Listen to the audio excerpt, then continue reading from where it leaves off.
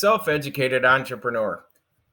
Today, folks, I want to talk a little bit of what's been resonating is the universal basic income and how that may play out going forward in the future with the dumpster fire of our economy going on with the high inflation, the bank runs, the consolidation of the banking system, the banking sector, the CBDC rolling out now and ramping up and being full blown going forward at July and thereafter. So I wanted to dive in a little more on with that, and the CBDC and all basically is going to fall on the balance sheet of the Federal Reserve. And when we get consolidated down into the big banks, say maybe that they're probably going to want to be down to 6 banks. And with that, they're just going to be a mediator between the consumer and the Federal Reserve. In the end, the liquidity and the assets are all going to fall on the Federal Reserve and not so much on the banks. The banks are just going to be there to basically just write the loans, distribute the money, and all that jazz. With the universal basic income, we've used say, for instance, the welfare system here in the United States for as long as I can remember. But looking into this, they definitely they're running pilot systems right now. They've tried a few full blown around the world, and it did not work out. It is definitely a socialist thing that they want to, people have been pushing for. I don't, in my honest opinion, it still has a long ways to go. And it's who's going to backstop and fund this. So as I looked into this here in America, the big thing they're running a pilot, and this was back in the late teens, 2018 and all, but Stockton, California, implemented and tried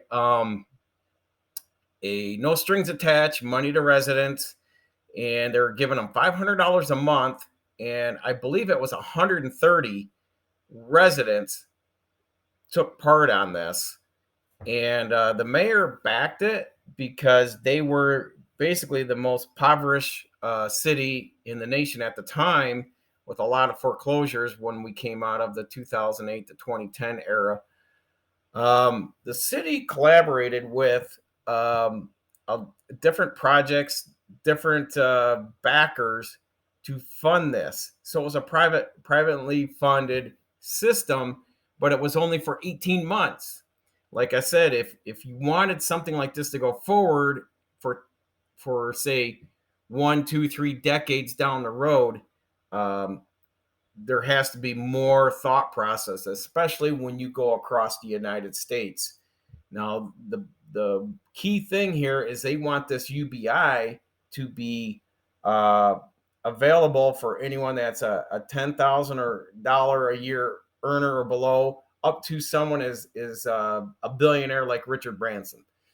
So they want to distribute in the equality of wealth across the spectrum from zero to infinity.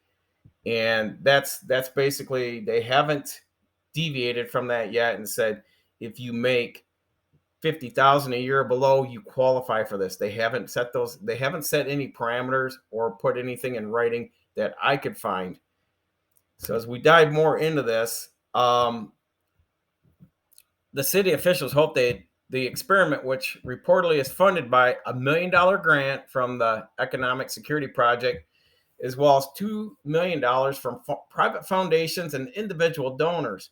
Like I said, where is this all going to go for the long term?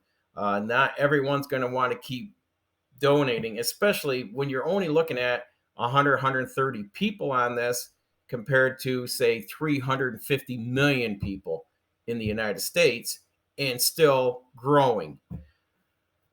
They will offer insights into whether a basic income program could be a long-term solution for helping lower income residents. And that's all they were trying to do, is just see how these residents reacted, their lifestyle, their way of living when this extra $500 a month was added into their daily living. So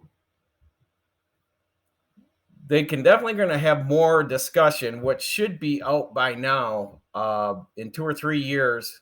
And I would assume after the 18 months of that program was implemented, then they would get the data and just see. But they didn't put no stipulations on these people receiving money, like you can only get gas, groceries, no alcohol, pay your utilities. They're like, if you want to go out and buy a big screen TV with it, so be it. But they didn't put any parameters. And that's where I see the CBDC with the UBI being placed is like, we will give you $1,000 a month, but it's going to have a time limit. Maybe they'll give you 21 days in the month and say, but you can only spend it on groceries. You're allotted, allocation for so much for groceries, so much to gas in your vehicle, to utilities, or maybe an investment, a retirement investment. So I can see that digital currency being programmed that way if it was under the umbrella of a UBI. So that was the mayor, excuse me on that. The mayor, Michael Tubbs, he did a pretty good job of oversight on this, just to see if this would help, that impoverished city. And like I said here, critics have stressed the potentially high cost of such programs, and that's what I'm seeing across the board. The big thing too is on the con side of this is a lot of people are thinking that even if people are working and they're getting that UBI and they're just making above it, that they may either not be incentivized to, and excuse me for my pronunciation there, but that they will either do less at work or lower their standards of living to just get by on the UBI and not work. So there's the pros and cons I'm seeing through all the models of this and all the writings, that it will incentivize the people to lift them up and work. But I guess that depends solely on the individual. But then there's going to be those that'll just be like, if I can just get by on that and just get the free ride. And I know a lot of people will find loopholes and ways to pull that off. And that's it. That just retracts more people out of the workforce, the labor force. So there's got to be something in my eyes. I would say that you at least need to have a job and to meet the qualifications for this.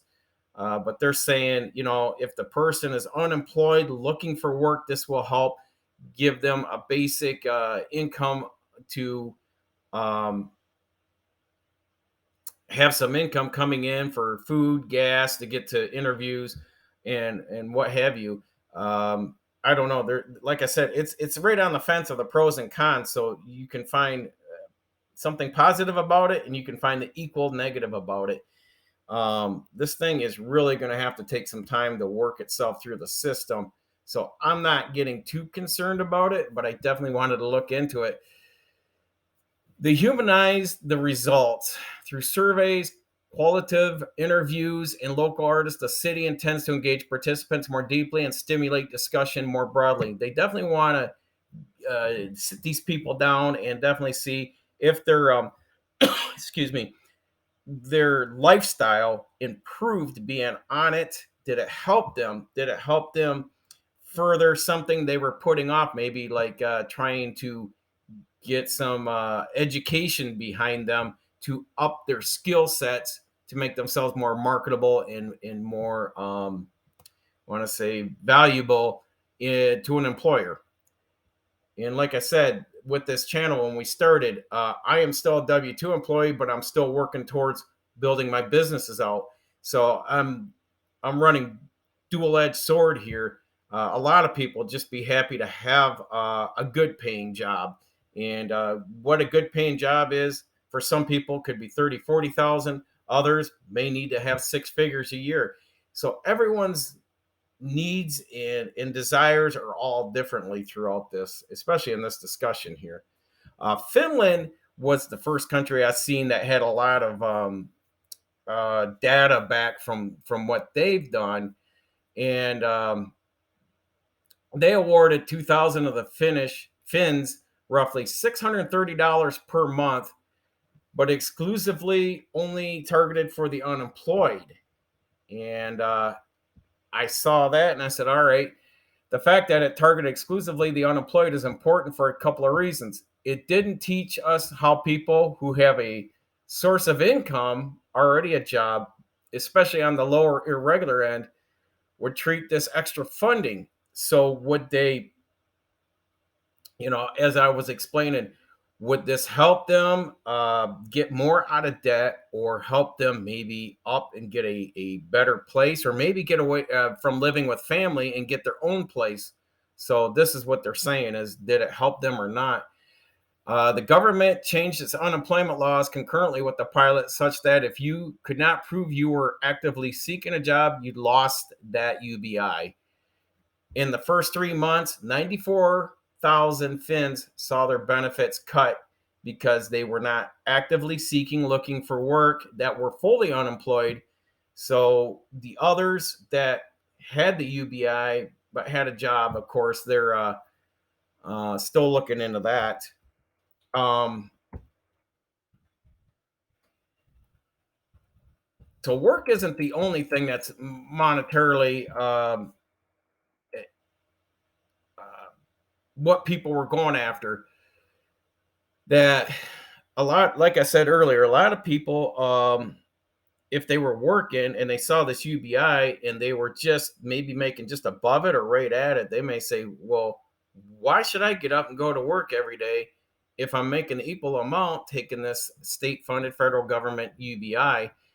And so, as you can see where the writing is on the wall on that, so they have to put some parameters in there, and I think the CBDC is going to be in a programmable currency here in the U.S. when it's fully implemented. So I would say a few years down the road, we're going to see more of that coming. And as we move forward here, further, work is generally not just about a paycheck. Unemployment is enormously traumatic, and studies have shown that people find purpose in work. When it comes to poverty, a willingness to work is not the problem, but rather work itself is no longer the solution. The next big economic idea we'll have to consider a myriad of factors, from increasing digitization to the ever expanding wealth gap, to push for a more economically inclusive society. So as inflation, taxes, and all that go up, um, even though they have a job, uh, it's still not providing for them to meet the needs. And that needs is, whether it's a husband and wife with a child or two, trying to get them to school, clothing, food, shelter, and those are such quintessentials. And not so much owning a car or anything. I know here in America we put a big emphasis on that, but just the fact that you have food, clothes, and shelter, that you can just survive in the world on this planet. But if work can't even meet those needs, and whether this UBI will help raise that up to get them over that hump, because whether it's inflation or taxes, that's just pulling, their job wages bring them this far, but the cost of living's up here. So we have to take that into account, what the UBI would do on a positive level. And they're saying stimulating social justice, about stimulating the economic growth. The United States prospered most when it was the healthy middle class, and in the 40s, post World War II. And then it's gone down because they basically said that those that were middle class in the 40s and 50s, they would see their children make even more money. So as they say, hard times create strong men. Well, now we're on the backside of that statement as we have soft men are creating hard times. And I am very blessed to have my skill sets and be a strong person to be able to sustain and uh, fend for myself without being dependent on family, friends, or federal or state government. So I went through this. The pros: it protects it against the effects of jobs disappearing due to technological advances, AI, automation. That's the big thing they talked about. That this would put in place, give people a source of income when they're losing their jobs to automation and AI. Basically, two of the same, as AI is able to run the automation, the robots, being whether it's a manufacturing assembly line. Don't get too excited with the chip factories coming to the United States, whether you're in Arizona or upstate New York, wherever they're going to put these things, because they're going to push, like China and like Taiwan. There's going to be a lot of automation, a lot of AI running, especially when AI is really ramping up. Now they're trying to, like, hey, if we get too far ahead of ourselves pushing this AI out there, it's going to put a lot of people out of work, and we're going to have more people, out of work than there is work to be had. Workers are in less danger of exploitation because they can refuse to work for a low pay. Employers can lower the pay down too because they're gapping it. So there's a lot of push and pull. So there's a lot of things that, the big glamorous thing of this, when it's being pushed, like anything else, just like the CBDC is going to be pushed. What's going to be the big headline? Convenience, convenience. Everything, as long as they can push convenience on people that are lazy minded, are going to accept a lot of this. And see right here on the cons, I've been seeing this over and over. Universal basic income gives people the opportunity to avoid work. There may be insufficient incentives to fill the jobs that are still required. As with tax credits, corporations could use UBI as an excuse to pay lower wages. So keep that in mind. And I'll definitely put these links in here. Seasonal workers, which I was through college, freelancers, contracted help, contingent help, which is temporary help, and self-employed people.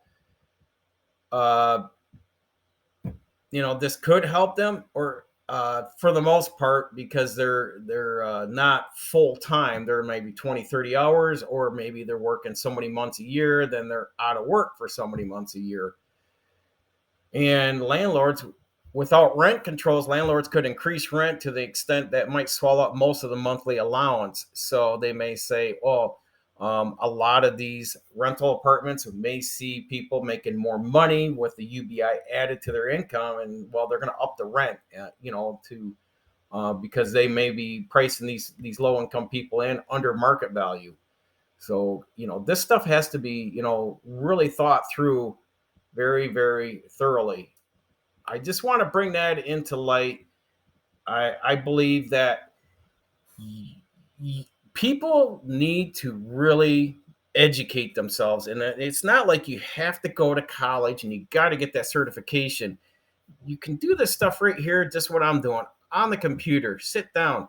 But that's your priorities. You have to prioritize what you're trying to accomplish. Are you trying to better yourself so you're just pulling out of the mud of poverty, out of being poor, and rising up? And the best people that have become rich, when you hear their stories, they were down in the mud, they were down in the trenches, rising up from a very poor sectored family. So just take in light that anybody can be wealthy, or however you measure being rich. But the only person stopping yourself from becoming successful is you. If you say, I can't, it's too hard, it's too challenging, that's the part that you have to break through that threshold.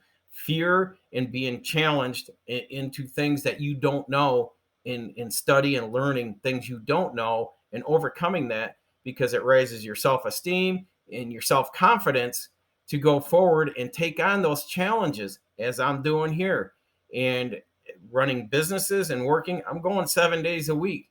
My personal time is basically limited. So my day, even my days off when I'm not at my W-2, are very, very structured on what I'm doing each hour of the day, so I can balance home life still and continue on building these businesses out.